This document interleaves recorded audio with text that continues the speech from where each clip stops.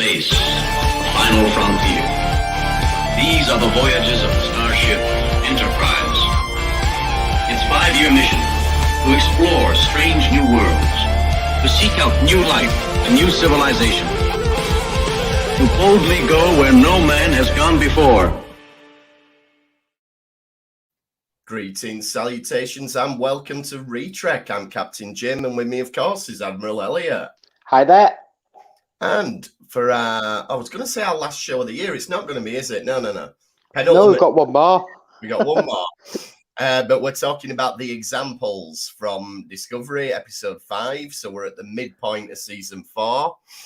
And yeah, I thought this was a very next-gen style episode. Like, you've got a guest character coming on and being a bit weird, and the crew having to work around. I'm going to say straight away, this episode really disappointed me. Mm-hmm.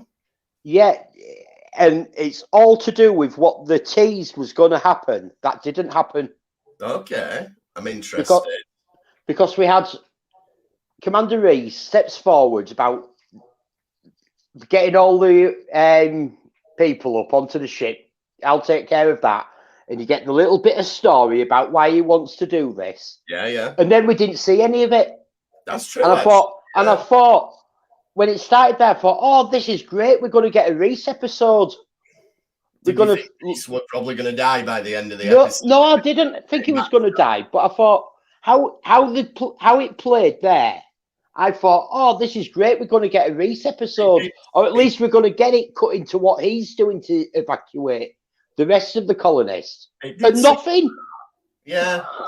It did feel like one of them, like, oh, he's got a bit of a personal connection and he's got reasons for being there. And then, because I remember the first time I watched it, I remember about 3/4 of the way through the episode thinking, hang on, where's Reese? And it's literally, like you said, he has that scene. And it's left me disappointed as the episode and it's a good episode and there's good stuff going on, but I'm just disappointed that yet again we're not finding out anything about the rest of the crew.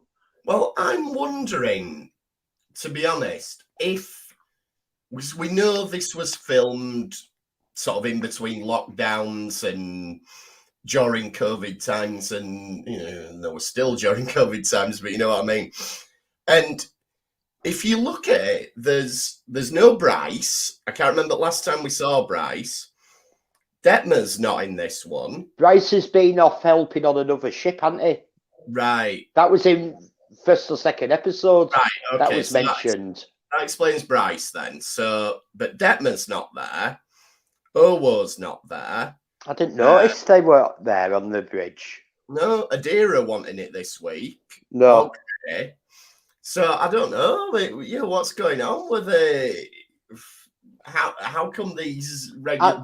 I know the premise of the show, and we have complained about this with this show, and I think rightly so as a complaint. The premise of the show was it's about the second officer Michael, and it's been her journey, but we're just not learning anything about the rest of the crew. No, and now we've lost Tilly. There's a hole there. That's the thing. We fill that with this new lieutenant, Lieutenant Christopher, but we don't find anything out about Lieutenant Christopher, the name Lieutenant Christopher.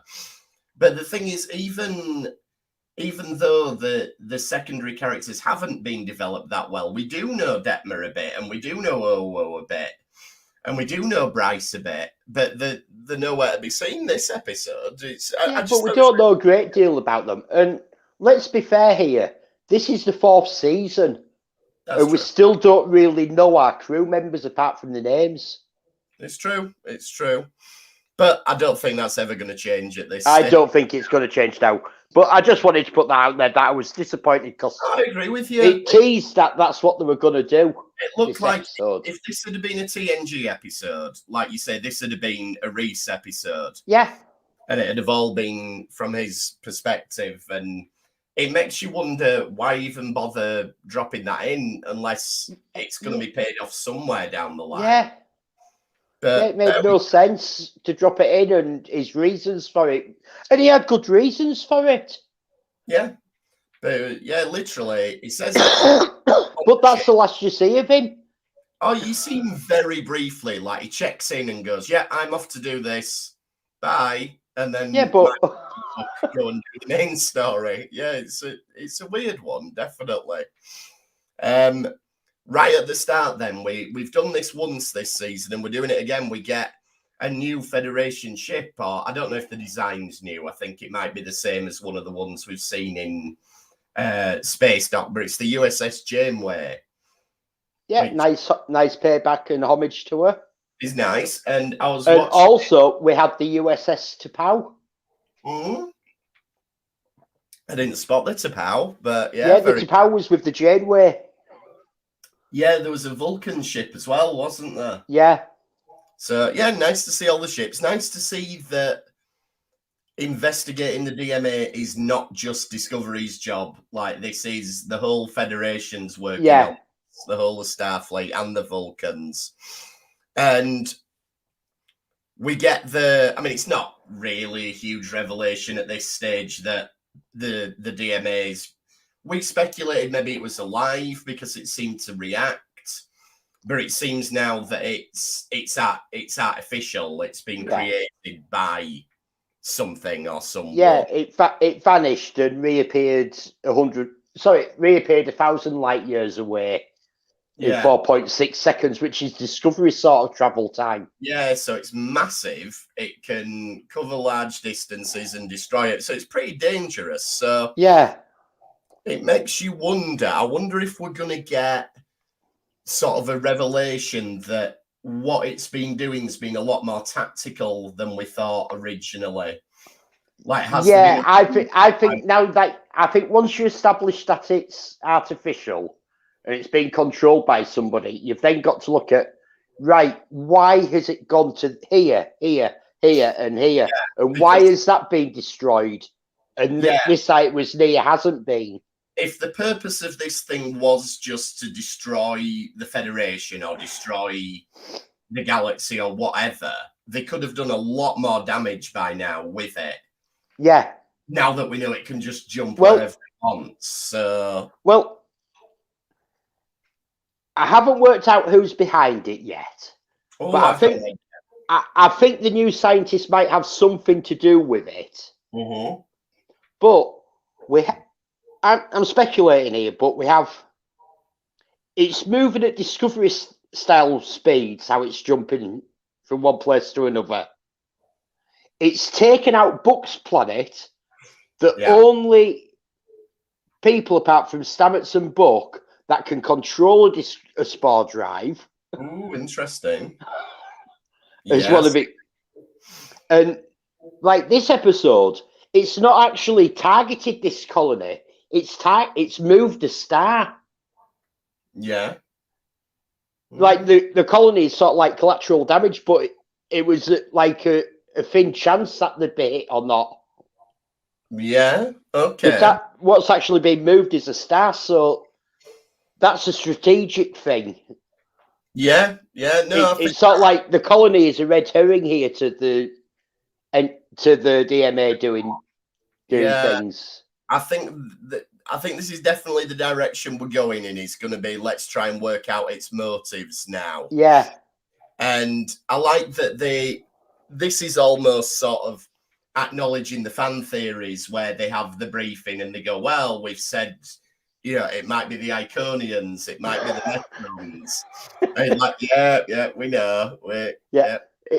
We haven't heard anything from the Q for 600 years, so we're ruling them out. That was a very well constructed line, because it's okay. We've not heard from them in a long time, but they said 600 years, which means there's still 500 years that it could appear in the earlier timeline. If we stick with Picard and things. Yeah, 400 years, so we're going to have Picard going a bit forward in time as well as backwards. It means that they've created enough of a gap that we can still have Q in Star Trek stories. If they'd said, well, we've never heard from him since the 24th century, they'd have tied themselves up in a bit of a knot. But it's good that they've left that space. But he also made a point and he goes, but this isn't like how the Q operate anyway. No, it's not. And it isn't. Like, I hadn't even thought of the Q for this. No, I didn't. It's not their style, really, is it? You know? No. But, and then, as I say, lots of this does remind me of sort of what had happened on TNG. Like, right, we've got this crazy scientist coming on board. And you'd often get, right, here's a guest character. And on TNG, it's like, could be a scientist, it could be an ambassador. Yeah. Could be a stand-up comedian, you know, in some of the episodes. So, you know, that felt like a nice sort of throwback to that. We also get Reno back for the first time this season, which is nice to see her. Don't know where she's been, but it's good to have her back. Though I'm not 100% sure that I know what's going on with the uniforms in Discovery, because Reno's wearing a yellow one, but Stamets wears blue. But Stamets works in engineering, but technically he's a scientist. He's a scientist. But then Tilly was wearing blue as well. She's also a scientist. She's all science. But it used to be like Data wore yellow, even though he was more science. So, yeah, but it was operations as well. Yeah, it just seems they've changed a little bit. Like the colours seem to have always been a bit fluid in Star Trek. Yeah, exactly. No, I've not got a problem with it. I just like to have it straight in my own head. But I think yellow's engineering. Seems to be. That's what Geordi wore. That's what O'Brien wore. And it makes sense for Tig to be the chief engineer, looking after the normal engines and things like that, while Stamets looking after the spore drive. And that'd explain why we don't see her as often. Yeah, because we don't spend. And it'd also explain a lot here why it's her that's called in to sort of getting the power flows right. Yeah, no, I just like to have it straight in my own head, so I'm happy with that. And yeah, the other plot then, and again, this is a very sort of TNG plot. We've got a colony in peril, and we've got to go down and evacuate it. But then we get the twist, which is we've got a bunch of prisoners. And this is a good Star Trek concept with, right, they're prisoners, but they call them the examples. So basically, we've locked these people up in the shittest prison to basically show you this is what happens if you commit crime. This is what happens to any criminal. It doesn't matter what crime you get. Every crime is life. Yeah.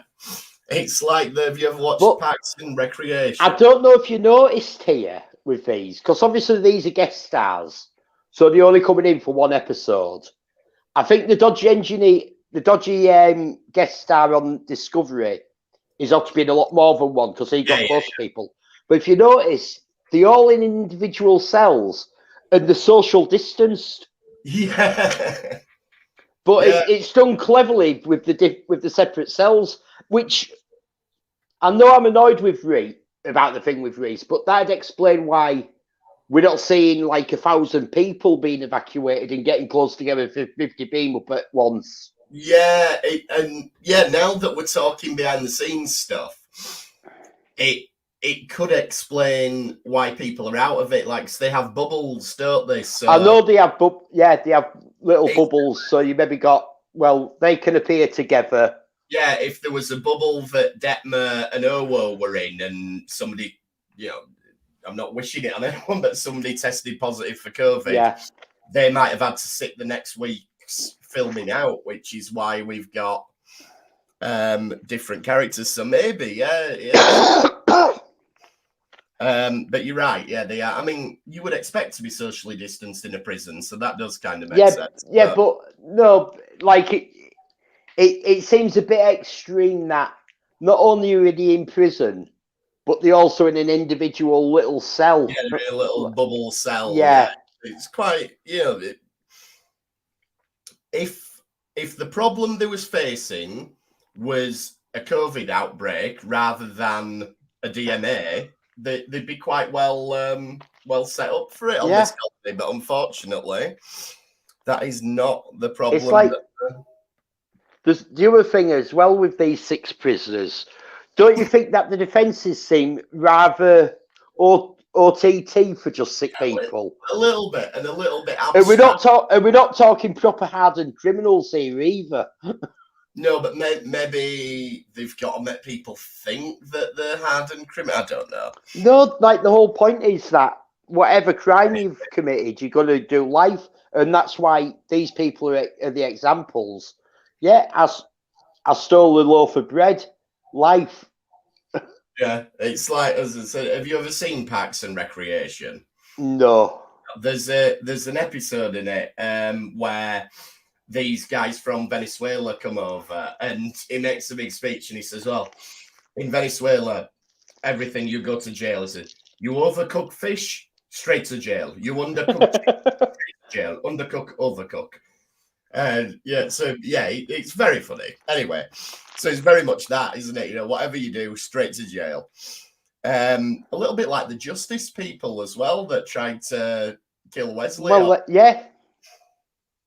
So again, a very TNG sort of thing. But yeah, the defenses. So we've got these little beetles that, I mean, they can do everything. They can explode. They can shoot out little saw blades.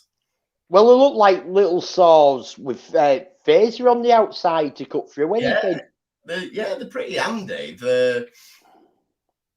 It's kind of like they've wandered in off a video game, these things. I can imagine in a first-person shooter game, like, you know, you have hundreds of these coming at you and you've got to shoot them all as they run up to you. A bit like Halo. Halo. Yeah. With the, what did he call it? Oh, the Flood. Yeah. Yeah, in fact, I think that's what I was thinking of, yeah. So yeah, we've got this Tarka guy then who turns up, and there's a bit of a subplot with Stamets, who's like, well, I've been sending my research to him, but he's not got back to me about it, so I'm a bit pissed off. Yeah, he never thanks me. He's doing all his stuff off the back of my research and my stuff. I've sent him DNA samples, and I think you can understand why Stamets is a bit pissed off that Stamets is doing all he can to help, and the guy ain't even gone, thanks for this. Yeah, I mean, and we get that from him as we get to know him, don't we? He's very up himself, very sort of me. He seems to almost go out of his way to rub everyone up the wrong way straight from the start. Like, yeah, like I was trying to think, is it sort of a species trait where he says what he's thinking and all that, like with Saru is there, aren't your feet strange? Yeah, he says that about Saru's feet. He slags off the ship, like he goes, oh, it's just like sitting in a museum. Yeah. And he says about Stamets' like, oh, you've done good work. Obviously, it's flawed, but you know, you've done. Yeah, yeah. I'm working on the spore drive too. Like, you've done good with that, but I'm going to improve it. Yeah. And I wonder if it's a species trait with him. He's from Risa, isn't he? Yeah. So I mean, Risa is known as the pleasure planet, and everybody's very, very amenable. So maybe it's not a species thing, but it's a case of him sort of rebelling against what everyone else is like. Maybe. Like, you know, everyone else on my planet's, you know, really nice to everyone and up everybody's arse all the time. So I'm just going to be the opposite. I'm going to be a git to everyone. Just running a tally of my fixation that I've got on the portable transporters. They mention early on that you're not going to be able to beam once you get down to the colony. Yeah. So there we go. We've established it. I don't have to. Yeah. Once you get inside that once you walk inside its shield thing, half a kilometre out, no transporters, no communicators. Yeah. So I like it when they do that because, as I've said many times, they were always going to create a problem for himself with personal transport. If you introduce something like that, you've got to have a reason why they're not using it. Yeah, it's like in horror films, you've got to explain why you can't use your mobile phone all the time. So yeah, I explained it this time. So back to Tarka then. So we know he's up himself. I think he is a fan of Steven Spielberg films. And I'm going to explain this because he says the DMA's got a power source at its center. And to demonstrate that, he uses mashed potato, which is kind of like in Close Encounters, where Oh, yeah. Richard Dreyfuss is, yeah. Yeah, he builds Devil's Mountain. Then on top of that, when they go into the lab, he says you're going to need a bigger room, which is a bit like you're going to need a bigger boat. Yeah. I think Tarka is a fan of Spielberg films. I have no problem with that. No, I have no problem. There's a lot to like with Spielberg films. So we just got to keep an eye on him and see if he drops anything else, any more references, see if he's talking about Indiana Jones next week or anything. So yeah, we meet the examples then. And like you said, they're mainly there for minor crimes. We've got the guy who nicked bread, so he's Jean Valjean. And the main guy, clearly it's obvious that he's going to have more to him because the one that we're focusing on more, and he's the one who doesn't doesn't tell you what he's done straight away. And yeah, he gets a sort of a reasonable story as they go through it and everything, but we'll cover that.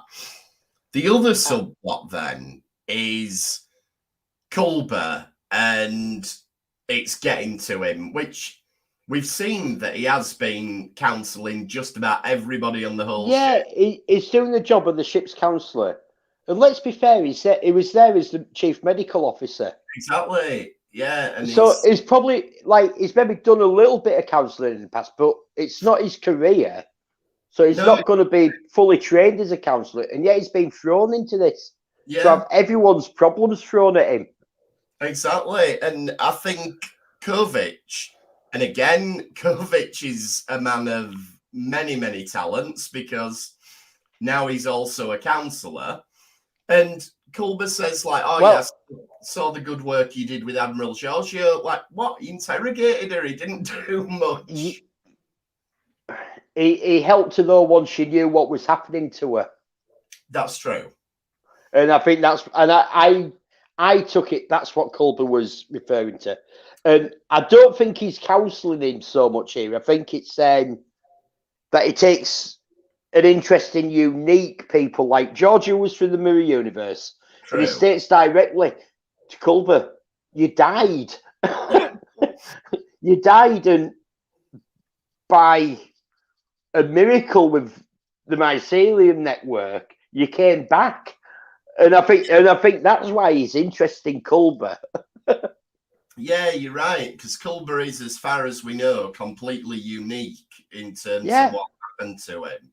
Yeah.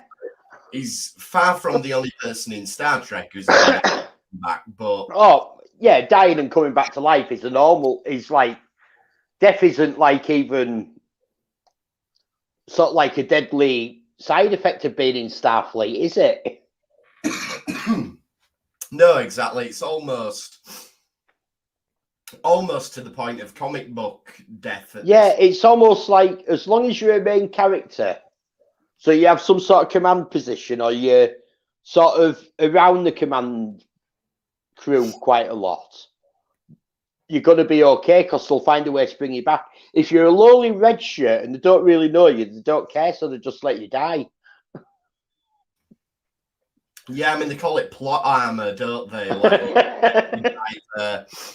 The machinations of the plot. But yeah, Kovic does a good bit of psychology. Like, he says, right, well, because you died and came back, you've got this savior complex. And that's because you feel guilty about being alive and feel like you've got to do something. And I think he's probably right. Oh, yeah. Oh, I didn't say he's not... Like, when I say he's not a counsellor, I didn't mean that he couldn't counsel him. But no. Like, he's got ulterior motives why he's taking an interest. I think you might be right there, yeah. We'll keep an eye on who else Kovic decides to involve himself with. Because the other one's Tilly, but then Tilly had something to do with the mycelial, because she had that spore landed on her and that weird... Yeah, and then she had a friend. Yeah, a bit more sinister now that you think about it. So, yeah, we'll keep I think he's very... Like, there's definitely a lot more to him than... Like, it's not really been explained what his role is in the Federation. No. It seems to be whatever it needs to be each episode. But yeah, and like, I think he's Section 31 in some form. Yeah, I think so. But yeah, I think we're going to get more on that, definitely, whether it's in Discovery or whether it's in the untitled Starfleet Academy show that we've more or less convinced ourselves is going to happen at some point now. I think the entire internet has convinced itself it's going to happen. So we'll find out maybe what Kovic's deal is at some point. There's a good exchange between Taka and Reno when they've got the thing they're trying to get more power and everything. And well, don't you think this is strange as well with him? That everyone is still investigating, trying to work out what it is. Mm-hmm. And he already has the schematics for a working model. Yeah. I mean, that kind of feeds in to what he says later. He says, like, I knew it wasn't this, this, and this. Yeah, but to have already have a working model is... Yeah, it's quite far on, isn't it? It's like he came in solely with the intention of doing this. But he says, great science was never achieved with caution. And Reno just says, I'm not sure that's true. Yeah. That was a good line. Then I want us keen on this exchange with Saru, where he wants Saru to yell at him. Though I do think the noise Saru makes is really good fun. Yeah, but I didn't get that, why Saru even went along with it. Yeah, I don't get why he entertained it. Maybe he just thought, oh, it'll shut him up if I do it. Maybe. And he does say after, like, yeah, it felt quite good. But yeah, I thought that bit, yeah, totally, it was a little bit weird, that moment. Then Michael, I think, does a really good job in terms of captaining, because she's like, right, well, we can offer you political asylum then. A Starfleet captain's got the right to do that. And this is where we get his next hint that the main guy isn't quite what he seems, because everyone else says, oh, I want to apply for asylum, but he never actually says it. No, he doesn't. He lets everyone else say it, and then he just sort of goes, right, so let's crack on then. So, yeah. And then obviously we find out that it's because he, unlike the rest of them, he actually is a murderer. So he feels like he should be there and he doesn't deserve to escape. And we're going to come back to that, but we decide to do a little bit of an action scene before then, and we bring back the bugs. So they get locked in the prison, which, yeah, that you know, that is what a prison's for. So it's not... but like they've got the bugs guarding, they've got the big shield round it. All of them are in a shielded, own individual shielded cells. And then when they walk close to it, another shield comes up. So you think it's like it just for six people who are minor criminals? None of, like, even the guy who has actually killed somebody isn't like a career criminal and true. A criminal mastermind or anything. Yeah, they are, and it just seems really OTT. What's been put in for this one prison for 6 people? It's a lot of resources to expect when you don't really need to, I suppose. Yeah. And obviously they managed to use the exploding bugs to get them out, which, yeah, fair enough. I mean, maybe a bit of a silly design, the bugs, because they did that quite easily. Yeah, mind you, she'd already hacked them, hadn't she, to switch them off? So she's hacking them to charge towards them, regardless of what's in the way. And then she's got to turn them off. Yeah, the prisoners couldn't have done it off their own back. Yeah, it'd been very difficult. Yeah, I still think the bugs are a bit silly. I just think all of I know the defences are there because that's the story, getting past all these things. But I'm hold what I say. It's OTT is the amount of resources and different things for these 6 petty thieves. Especially because at the start, you've got the governor guy who he's just like, yeah, we don't care about them, let them die. So it's like, you obviously care about them to some extent to go to not, it's like you don't care if they die. And don't forget, like, this is a colony of only 1,000+ people. Yeah. And they've also got guards there. Yeah.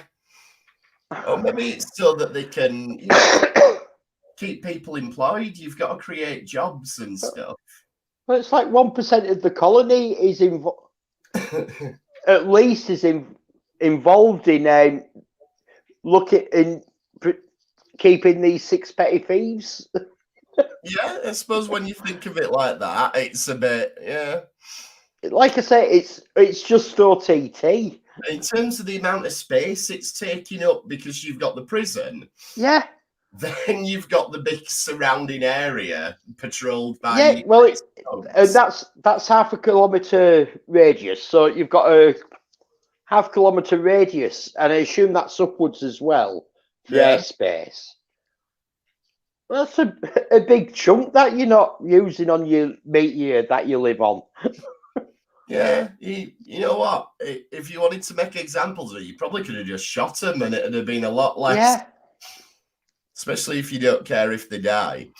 I did wonder, though, you've got him talking about, we don't care if they die or anything. And I wondered, like, we've talked a couple of times about how the sort of using the DMA as a way to comment on the pandemic and things like that. And I wondered is this trying to be a bit of a commentary on the way some governments sort of treated like the homeless, for example, or the people in prison, You mean, well, Brazil was the worst for that. Yeah. Where their president's been arrested for, what they called it? Have they called it war crimes? I don't know. They've called it something really serious, how negligent he was. So I'm wondering if this is a bit of a commentary on that. Like, I think some of it possibly is. How do we treat our, in inverted commas, lower classes when there's a state of emergency? And it's not, it's not jarring in your face, hammering it home like that. But I thought, maybe that's what they're getting at a little bit with that. Back with Saru then. So Saru stops the experiment. Stamets gets really caught up in it, doesn't he? He's like... Yeah, like the guys... Well, like, let's talk about this. Like, this... He's created a model of it, and he says that it's an artificial... It generates an artificial wormhole. So they need to... and he thinks this is what it is. And you need to turn it on so you can have both ends contained to test it. Yeah. And it does look the same as the DMA. Yeah, it's definitely a mini DMA, yeah. But it still gets me how he had a model already. Yeah, and the other thing is, like, I know, first of all, we're not scientists. And second of all, the science that they're talking about isn't real science. So it's a bit of a stretch anyway. But I'm not sure how this were going to work, because they go, well, if we can understand it, we'll be able to work out who made it. And it's like, yeah, but only if it's a species that you're familiar with. If this is a species you don't know, there's going to be... I'm going to say now, straight off the top of my head, if that's the basis that we're working it out, who could have built it if this works? Riser, because he's a Ryzen who's built the model of it. So is this Ryzen technology?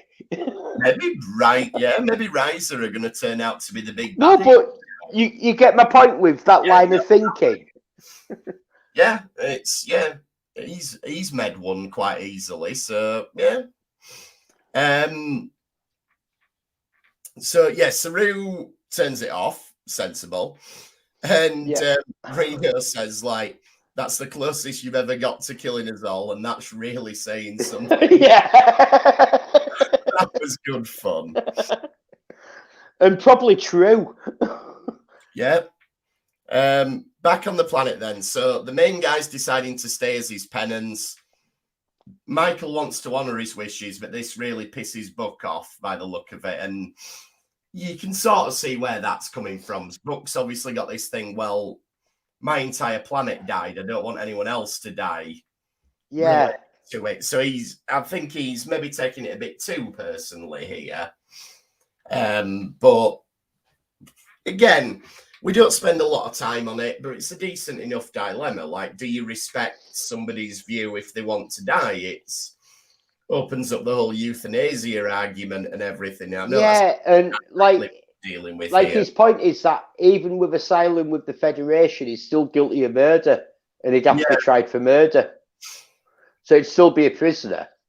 Which he would be, yeah, but he does seem to specifically want to die rather than. Well, he wanted to take his chance, didn't he? Yeah, I think he knows it's not a good chance. Like, I think, there's a 1% chance that you'll be okay. Yeah, it's pretty cut and dry by this point, and it's a case of, right, we'll let you know as soon as it's too close. Oh, it's too close, and there wasn't a lot of gap there for him to find. But he does tell the story, and it's he were nicking something, he got in a fight, he killed someone, and it turned out he stole this little ball thing that he's given to Michael. And there's a nice payoff to that when Michael finds the woman who it is and she returns it. And it's basically Ancestry.com, but in a ball. Yeah. Which, like, it's obviously a thing where it's a ceremonial thing and it has a lot of value to them. It's a ceremonial thing. It's not. It's one of these priceless items to the family, but worthless to anyone else. That's the thing. The technology it's an heirloom. Yeah, it's like you can log on to that from your iPad, mate. You don't need the little ball, but yeah. So there is a nice payoff to that. I like Michael's confrontation with the magistrate, though, where he's trying to assert command, and she goes, "Well, your colony doesn't exist anymore now, so you've got no authority now." Yeah, you have no authority. Remember, wherever you end up, you're going to be a refugee. That's a very Captain Kirk sort of thing. I could imagine. Yeah. Well, it was obviously annoying her about how he's treated the examples. Yeah. And she's given them political asylum. Yeah. So, I like the resolution of that plot. I do think that's really good. And there's a little bit of development for Zora now. Like, we know that the computer is now called Zora, but we now see that she seems to be experiencing emotions, which nobody seems unduly concerned about this. No. They just like she gives you a quick explanation for it, and it's all like, oh, okay. Like we've seen Zora previously, because we've seen Zora already in short treks. Yeah. So the emotions aren't a shock. No, it's not a shock, but I think they're nothing unexpected to the audience. I think what is a surprise is just the way it's been so casually dropped in there, like, oh yeah, the ship's alive now, and it's evolved. the ship's sentient. That's fine. Like, what could go wrong? We're just gonna roll with that and see how it plays out. Yeah, brilliant. Why did we come to the future again? Because we're worried that artificial intelligence is going to destroy the universe. Okay, just to give everyone a reminder that's why we did that. Okay.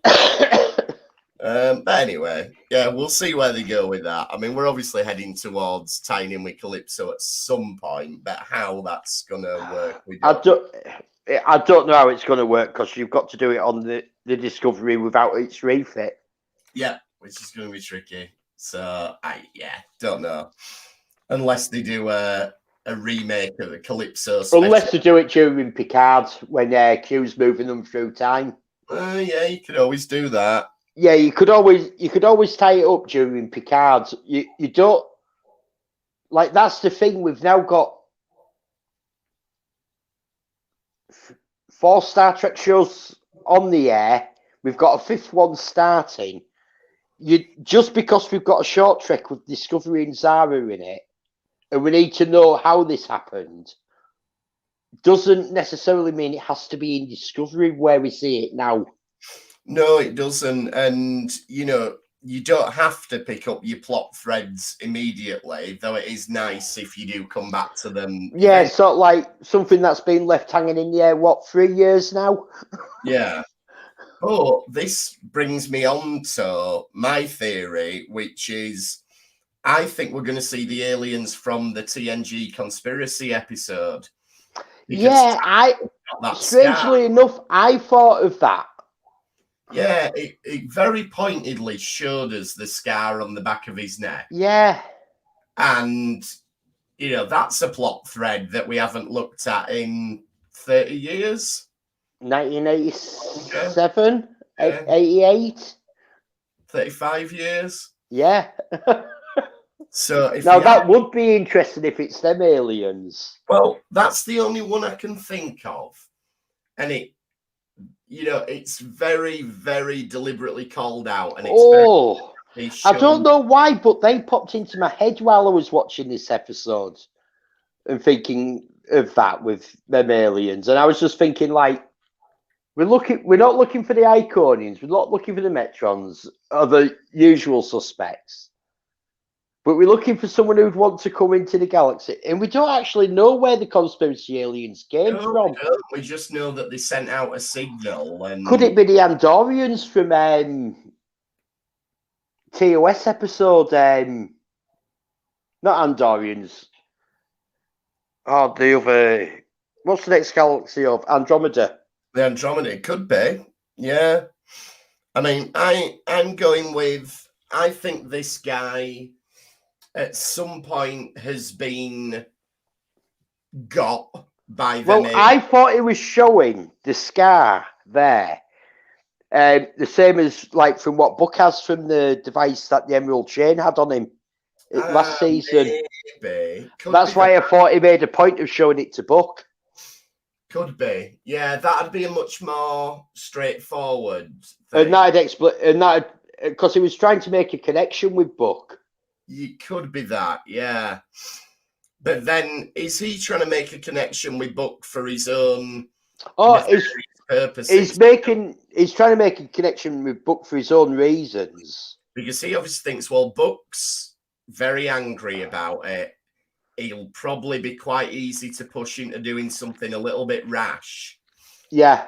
So, yeah, maybe that's why he's trying to get him on side. So that would make sense if that is right. It's like he also talked about, like, with his model, and they couldn't generate enough power from on Discovery to control it and contain it. And his was working. What did he say? He said some numbers times 10 to the minus 17, which is massively smaller. Like he said, you'd need a power source the same as a hyperstar to operate it. Yeah. Which made me think of the Protostar as well. Yeah, it did me. I wonder if he's going to want Buck to somehow tap into the mycelial network. I wonder if that's part of his plan somehow. I don't know, but we'll see. See, I thought that the scar, because in Conspiracy, that was where the little tail... Yeah, it was.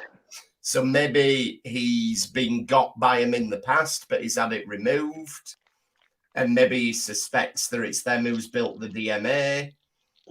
That was my theory. Obviously we don't know, and we'll no doubt find out. We're halfway through the season now, so we'll get answers. Not quite. Oh, 11 episodes. There's 11. Yeah. Oh, I thought there were 10 of the. Yeah, a lot of the things are showing that there's 11 episodes. Oh, maybe it's a bit like season 2, where that last episode ended up being a 2-parter. Yeah. So so we're ruling out the Iconians, the Metrons, the Q, and Admiral Daddy Bear, Silver Daddy Bear mentioned a fourth species. He did, yeah, but one's beginning with O from TOS. Organians. That's it, Organians. Right. Yeah, we'll rule them out. No, don't. Yeah, I'm interested. I'm going with the conspiracy aliens for now. Yeah, that'd be a nice tie-up. Yeah, I mean, they've gone back to them in the books, I think, a couple of times, but they don't count, so... no, until it's on screen, it doesn't count. Exactly, so it'd be nice to see it on screen. Yeah, it could also be the Founders. Well, it could be, yeah. I mean, that'd be great if we got a DS9 tie-in, but you never know. You never know. Well, when you think about it, if it's wormholes... Well, yeah. Like, it all started with wormholes. Like, have they worked out how to make the own artificial one to come anywhere to attack us? Or is that what they're experimenting with? Yeah, it could be. Yeah, they kind of biding the time for a few hundred years. Still not happening. I don't think time matters in the same way to the Founders. That's true, yeah. Yeah, very true. Well, we'll find out in 5 or 6 episodes' time then. Yeah, we'll probably find out in 5 episodes' time and have sort of 2 episodes of fighting them and tying it up. Unless they do what the big baddie in Picard did and just go away again. Yeah. Yeah. It might be them. Might be that artificial intelligence from... Yeah, that was just really weird, was that, with Picard? Just it, yeah, they sort of went, hello, and then gone. Yeah, he's the big bad that'll destroy the entire galaxy. Oh, no, we're not going to. Yeah, they're not bothered. It's fine. It's fine. Anyway, right. So that does us for the examples. Let us know what you thought about it. We're on Twitter at ReTrekPod. You can email us retrekpod@gmail.com or come and join us on the Facebook group. Just search for ReTrek. And we'll be back next week, just before Christmas, to talk about... No, just before New Year. Just before... Oh, yeah, just before New Year. Yeah, the episode will be on just before Christmas. I'm getting my days mixed up. It's easy to do at this time of year. Yeah, we'll be back just before New Year to talk about the next episode. Thanks for trekking with us this time, and we'll see you next time on the ReTrek. Thank you, and have a good Christmas. Merry Christmas.